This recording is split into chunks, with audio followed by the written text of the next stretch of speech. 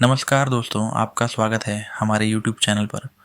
दोस्तों, आज हम एक्सप्लेन करने वाले हैं 2025 की latest movie Sisu part two road to revenge. इसका जो पहला पार्ट था जो 2022 में आया था और आज हम इसके पार्ट 2 को एक्सप्लेन करने वाले हैं। कहानी शुरू होती है। हमें पता चलता है कि सेकेंड वर्ल्ड वॉर अब ख़त्म हो चुका है। ये 1946 का टाइम है। हम हमारे हीरो को देखते हैं जिसका कॉर्पी नाम है। वह जब अपने घर पहुंचता है तो पता चलता है कि उसके घर पर अब कोई भी नहीं है। उसके 2 बच्चे और उसकी पत्नी थी जिनको रशियन लोगों ने मार दिया। उसे इस बात का बहुत दुख होता है। अब वह यहाँ से कहीं दूर जाना चाहता है जहाँ पर वह शांति से रह सके, उसे कोई कुछ भी ना कहे। उस वजह से वह अपने घर की लकड़ियों के ऊपर एक एक नंबर डाल देता है और फिर उन लकड़ियों को उखाड़ देता है और सारी लकड़ी वह एक ट्रक के अंदर डाल देता है। यानी कि वह अपना कहीं दूर जाकर एक नया घर बनाएगा। उसके पास में कुत्ता भी है।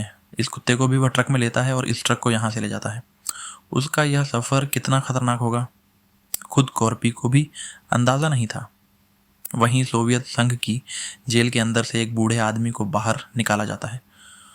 उसे यह कहा जाता है कि एक कॉर्पी नाम का आदमी था जिसके बच्चों सहित उसकी पत्नी तक को हमने मार दिया, लेकिन आज से काफ़ी टाइम पहले उसने हमारी रेड आर्मी के 300 जवानों को मार दिया और वह आज प्रसिद्ध हो चुका है। मैं तुम्हें आज़ाद कर दूंगा। जाओ, तुम उस आदमी को मार दो। तुम्हें जो भी चीज़ चाहिए होगी हम तुम्हें देंगे। तभी इस आदमी को छोड़ दिया जाता है। कौरवी यहाँ से फिनलैंड की तरफ चला जाता है, लेकिन जब वह जा ही रहा था तब रास्ते के अंदर उसे रेड आर्मी के कुछ लोग मिल जाते हैं जो उसके ट्रक को रुकवा लेते हैं और उसके पासपोर्ट को चेक करने लग जाते हैं। वह अपना पासपोर्ट तो दिखा देता है, लेकिन तभी यहाँ पर एक जीप आ जाती है जिसमें रेड आर्मी का कमांडर भी था जिसका ईगोर नाम है। ईगोर देखता है कि इस आदमी ने तो अपने ट्रक के अंदर बहुत सारी लकड़ियाँ जमा कर रखी हैं। ये बेचारा बूढ़ा आदमी कहाँ जा रहा है? लकड़ियों के साथ में इस आदमी को जला दो और इसका किस्सा ख़त्म कर दो। कॉर्पी को ये बात पता चल जाती है कि ये मेरे साथ में कुछ गलत करने वाले हैं, इसीलिए वह तैयार हो जाता है। एक आदमी यहाँ पर बोतल के अंदर आग लगाकर इस ट्रक के ऊपर फेंकने वाला था, लेकिन कॉर्पी खिड़की खोलकर उसे लात मार देता है और इस ट्रक को यहाँ से भगाने लग जाता है। पैरों के नीचे एक आदमी आ जाता है जो दूर गाड़ी पर जाकर गिरता है। कॉर्पी अपने ट्रक को स्टार्ट करके यहाँ से भाग जाता है, लेकिन ईगोर उसके पीछे पड़ जाता है। ईगोर के साथ में एक और आदमी भी है। ट्रक में जाते जाते कॉर्पी अपनी बंदूक को तैयार करता है, उसके अंदर बुलेट्स वगैरह डाल लेता है और एक काफ़ी लंबे सफ़र के बाद वह एक टूटे हुए घर तक पहुंच जाता है। तभी कॉर्बी ट्रक के अंदर से बाहर निकलता है और उसके पीछे पीछे जो ट्रक आ रहा था उसके ऊपर वह गोली बरसाता है और ट्रक वालों को मार देता है। इगोर के साथ में गाड़ी के अंदर जो आदमी बैठा हुआ था, इगोर उस आदमी को कहता है कि हिलना मत, लेकिन वह आदमी अपनी बंदूक निकालकर कॉर्पी के ऊपर गोली चलाने वाला था। लेकिन कॉर्पी उस आदमी को एक ही गोली में मार देता है, लेकिन वह इगोर को कुछ नहीं कहता। इगोर को वह छोड़ देता है। तब कॉर्पी अपने ट्रक को स्टार्ट करके यहाँ से ले जाता है, लेकिन इगोर यह बात अपनी दूसरी सेना के लोगों को बता देता है और उन्हें यहाँ पर बुला लेता है। तब बुलेट बाइक्स पर सवार होकर कुछ सैनिक और आते हैं जो कॉर्पी के ट्रक का पीछा करते हैं। चाहे कुछ भी हो जाए, वह लोग कॉर्पी को जिंदा नहीं जाने दे सकते।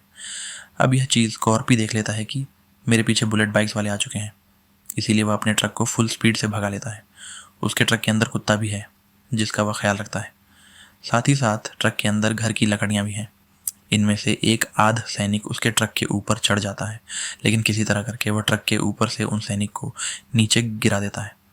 एक आध सैनिक को तो वह ट्रक की चैन के अंदर फंसा देता है, जिससे उनकी गर्दन टूट जाती है। चलते हुए ट्रक के अंदर से बाहर निकलकर वह एक बाइक वाले के ऊपर बम लगा देता है। इससे वहीं पर ब्लास्ट हो जाता है और बाइक वाला मारा जाता है। इगोर तभी जीप लेकर ट्रक के बहुत ही करीब पहुंच जाता है और ट्रक के ऊपर उस बोतल को फेंक देता है, जिससे ट्रक के ऊपर आग लग जाती है। कॉर्पी की लकड़ियां जलने लग जाती हैं। कॉर्पी अपने ट्रक को झाड़ियों के अंदर घुसा देता है, जिससे आग बुझ जाती है और एक जगह पर आकर वह अपने ट्रक का मुआयना करता है। साथ ही साथ कुत्ते को भी पानी पिलाता है। तभी वह देखता है कि मेरे मुंह के ऊपर गोली लगी हुई है। इस गोली को वह निकाल लेता है अपनी उंगली से। वह इतना बूढ़ा हो चुका है, फिर भी उसके अंदर अभी बहुत हिम्मत है। तभी वह देखता है कि मेरे ऊपर से कुछ हवाई जहाज़ गुजरे हैं जो ज़रूर मेरे लिए आए हैं। उस वजह से वह आराम न करके अपने ट्रक को यहाँ से ले जाता है। लेकिन जो जहाज़ के अंदर लोग हैं वह अब ट्रक के ऊपर गोली बरसाने लग जाते हैं। उसे पता चल जाता है कि इनसे बच पाना थोड़ा मुश्किल है, लेकिन कॉर्पी के पास में हमेशा प्लान 2 होता है। वह अपने ट्रक को दाएं चलाने लग जाता है। जिस वजह से उसकी थोड़ी बहुत जान बचती है। लेकिन यह जहाज़ वाले फिर से उसके ऊपर हमला करने के लिए आते हैं, इसीलिए वह अपने ट्रक को बाएं चलाने लग जाता है, को एक घर में घुसा देता है और वहीं पर उन जहाज़ वालों के जाने का इंतज़ार करने लग जाता है। लेकिन जहाज़ वाले तो उसे ख़त्म करने के लिए आए थे, वह वहाँ से कैसे जा सकते हैं। इसीलिए वह अपने ट्रक के ऊपर लकड़ी के फट्टे लगाता है और यहाँ से एक लंबे पेड़ों वाले जंगल में चला जाता है। जहाज़ वाले उसे ढूंढने लग जाते हैं। वह आंखों से ओझल हो जाता है, जहाज़ वालों को वह दिखाई देता ही नहीं। लेकिन एक जहाज़ वाला देखता है कि वह पेड़ों के बीच से गुजर रहा है, इसीलिए यह जहाज़ वाला अपने पूरे जहाज़ को टेढ़ा कर लेता है। पेड़ों के बीच से कॉर्पी के ट्रक के ऊपर गोली बरसाता है।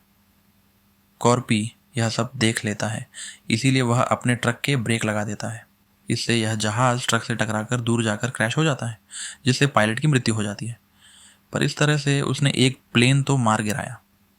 वह जंगल के बाहर आकर देखता है कि सारे प्लेन जा चुके हैं या नहीं गए। उसे अपने आसपास कोई दूसरा प्लेन नज़र नहीं आता, इसीलिए वह अपने ट्रक को यहाँ से ले जाता है। उसे लगता है कि शायद खतरा टल चुका है। वह एक खाड़ी के बिल्कुल करीब से गुजर रहा था और हमें पता चलता है कि खाड़ी के अंदर एक प्लेन गुजर रहा है। प्लेन के ऊपर उसकी निगाह नहीं जाती। तभी ये प्लेन बाहर निकलकर कॉर्पी के ट्रक के ऊपर फिर से हमला कर देता है। तब ये पूरा खुला मैदान था और कॉर्पी तो यहाँ से बचकर भाग भी नहीं सकता। ये प्लेन सीधा कॉर्पी के ट्रक के सामने आता है। प्लेन का पायलट तो किसी तरह करके खुद को प्लेन से अलग कर लेता है। अब ये प्लेन ट्रक से टकराने वाला था। तभी कॉर्पी ब्रेक लगाता है। इससे 3-4 लकड़ियाँ ट्रक के आगे आगे गिर जाती हैं और ये प्लेन ट्रक की लकड़ियों से टकराकर दूर जाकर कहीं क्रैश हो जाता है। और इस तरह से कॉर्पी के दिमाग की वजह से वह भी बच गया और उसका कुत्ता और ट्रक भी बच गया। लेकिन जो पायलट जहाज़ के अंदर से निकला था वो कॉर्पी के ऊपर बंदूक चलाता है। कॉर्पी उससे डरता नहीं। तभी कॉर्पी देखता है कि यहाँ पर एक और बहुत बड़ा प्लेन आ चुका है जो मेरे ऊपर बम गिराने वाला है। इसीलिए कॉर्पी अपने ट्रक को लेकर यहाँ से भागने लगता है। तभी ऊपर से बहुत सारे बम गिरते हैं जो कि कॉर्पी के ट्रक के बिल्कुल पास में गिरते हैं। तभी कॉर्पी का ट्रक यहाँ समुद्र के अंदर आकर गिर जाता है। कॉर्पी किसी तरह करके अपने कुत्ते को आज़ाद करता है और खुद भी आज़ाद होता है। लेकिन उसे अपनी लकड़ियों की ज़रूरत थी, क्योंकि उसे एक नया घर बनाना है और इन्हीं लकड़ियों से बनाना है। इसीलिए वह सारी लकड़ियों को खोल देता है और खुद भी लकड़ी के सहारे पानी के ऊपर आता है, जहाँ उसका कुत्ता भी जिंदा बचा हुआ था। और थोड़ी देर बाद यहाँ पे घोर भी अपने लोगों के साथ पहुँच जाता है। गोताखोर हर जगह कॉर्पी की बॉडी को ढूंढने की कोशिश करते हैं, लेकिन ना तो यहाँ पर लकड़ियाँ मिलती हैं और ना ही यहाँ पर कॉर्पी की बॉडी मिलती है। हमें पता चलता है कि उसने सारी लकड़ियाँ जोड़कर एक छोटी सी राफ्ट बना ली है और इन सारी लकड़ियों को वह एक जगह पर ले आया है जहाँ पर फिनलैंड का बॉर्डर है। वह देखता है कि यहाँ पर पुराना टैंकर भी खड़ा है, इसीलिए वह सारी लकड़ियों को इन टैंकर के ऊपर लाद लेता है। कॉर्पी भी एक जगह पर अपनी सेना के साथ में खड़ा है। उसे पता है कि अगर वह फिनलैंड जाएगा तो इसी रास्ते से जाएगा और मैं उसे पकड़ लूँगा। तभी वह देखता है कि सामने से कोई टैंकर आ रहा है और टैंकर के ऊपर बहुत सारी लकड़ियाँ भी हैं। दूरबीन की मदद से जब वह देखता है तो उसे पता चलता है कि यह तो कॉर्पी है जो अभी भी जिंदा है, यह इंसान है या कुछ और जो मर ही नहीं रहा। तब वह अपने लोगों को आदेश देता है कि इसे ख़त्म कर दो। उसके लोग कॉर्पी के टैंक के ऊपर गोली चलाते हैं, लेकिन कॉर्पी वो टैंक को बस दौड़ाए जा रहा था। कॉर्पी ने अपने टैंक के पीछे कुछ बम भी लगाए हुए थे। तभी वह बम ब्लास्ट हो जाते हैं और ये टैंक हवा में उछलकर कहीं दूर जाकर गिरता है। सारे सैनिक देखने लग जाते हैं। सभी को लगने लगता है कि शायद वह इंसान अब मर चुका है, लेकिन कॉर्पी वह अभी भी जिंदा था। वह एक चाकू के पिछले हिस्से को काट लेता है, जहाँ से चाकू को पकड़ा जाता है, जो लकड़ी का हिस्सा होता है। इस हिस्से का वह क्या करेगा ये हमें आगे पता चलेगा। तभी खुद कॉर्पी भी टैंक से बाहर आता है, लेकिन इगोर वहीं पर खड़ा था जहाँ जो कॉर्पी को पकड़ लेता है। तब तक यहाँ पर कुछ बड़े अधिकारी भी आ जाते हैं। वो कॉर्पी को कहते हैं कि तुमने अच्छा किया, हम इसी का इंतज़ार कर रहे थे। और वह उसे ट्रेन में डालते हैं, उसकी लकड़ियाँ भी ट्रेन में डालते हैं और यहाँ से उसे ले जाते हैं। रास्ते के अंदर उसे बहुत ज़्यादा पीटा जाता है। उसे हवा में लटका कर पीटा जाता है, टॉर्चर किया जाता है। लेकिन कॉर्बी के ऊपर इस चीज़ का कोई असर नहीं हो रहा था। इगोर भी यहीं पर आता है। इगोर बताता है कि तुम जैसे पीट रहे हो उसी तरह मैंने भी बहुत सारे बच्चों और तो बहुत लोगों को पीटा है। लोग मेरे सामने चिल्लाए हैं, मुझसे भीख भी मांगी है, लेकिन फिर भी मैंने किसी को नहीं छोड़ा। बस तुम पहले इंसान ऐसे हो जो चुप हो, जिसने अभी तक ज़ुबान नहीं खोली है। लेकिन यह मत सोचो कि मैं तुम्हें ऐसे ही मार दूंगा, तुम भी बाकी लोगों की तरह ज़रूर चिल्लाओगे हो। और वह यहाँ से ट्रेन की दूसरी बोगी में चला जाता है। इस बोगी के अंदर कुछ बड़े अधिकारी बैठे हुए थे। वह उन्हें कहता है कि इस आदमी को मैंने पकड़ा है, लेकिन इगोर का क्रेडिट बाकी बड़े लोग लेने लगते हैं। वो कहते हैं कि इसको पकड़ने वाले तुम नहीं बल्कि हम हैं। अब यह ट्रेन यहाँ से गुजर रही थी। जिस डिब्बे के अंदर कॉर्पी बंधा हुआ है उसके बाहर 2 सैनिक खड़े थे। कॉर्पी किसी तरह करके अपने आप को छुड़वा लेता है, लेकिन उसके अंदर इतनी हिम्मत नहीं है कि वह उठ खड़ा हो। अपने पाँव की खाल के अंदर उसने एक चाकू छुपा रखा है, तो बस केवल लोहे का है। चाकू के ऊपर जो लकड़ी का हैंडल था उसको उसने पहले ही हटा दिया था। एक सैनिक देखने के लिए अंदर जाता है। वह देखता है कि कॉर्पी ज़मीन पर गिरा हुआ है, लेकिन कॉर्पी ने अपने हाथ में चाकू छुपाया हुआ था। उस चाकू की मदद से वह इस सैनिक को मार देता है। दूसरा सैनिक भी देखने के लिए आता है। तब कॉर्पी उस सैनिक को भी मार देता है, उसकी बंदूक लेता है। अब वह पूरी तरह से आज़ाद हो चुका था, खूंखार बन चुका था और यहाँ से दूसरी बोगी में चला जाता है। रात का समय था। इस बोगी के अंदर जितने भी सैनिक थे वो सारे सोए हुए थे। ये सारे रशियन सैनिक थे। कॉर्बी को किसी तरह करके उन बड़े अधिकारियों में से इगोर को ख़त्म करना था जिसने उसकी फैमिली को नुकसान पहुंचाया था।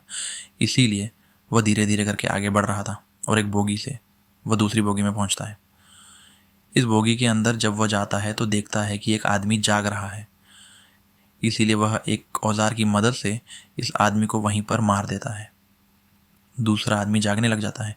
उसकी पीठ में वह छुरे घोंप देता है, जिससे बोलने से पहले ही वह आदमी मारा जाता है। लेकिन बाकी लोग जाग पाते उससे पहले वह बोगी के दरवाजे बंद कर देता है और यहाँ से ट्रेन के ऊपर आ जाता है। रात का समय था, उसी वजह से एक पोल से वह टकरा जाता है और वापस पिछली बोगी में आकर गिर जाता है। पिछली बोगी के सारे सैनिक जाग जाते हैं। उनके पास में बंदूकें थीं और सीधे ही वह गोलियां कॉर्पी के ऊपर चलाना शुरू कर देते हैं। लेकिन कॉर्पी वह कुछ लोगों की शील्ड बना लेता है जिससे वह बच जाता है और उन्हीं लोगों की बंदूक छीन कर इन रशियन लोगों को ही मार देता है। अब यहाँ पर काफ़ी सारी गोलीबारी चलनी शुरू हो जाती है। जो रशियन आदमी ईगोर है उसे पता चल जाता है कि ज़रूर दाल में कुछ काला है, इसीलिए वह भी देखने के लिए आता है।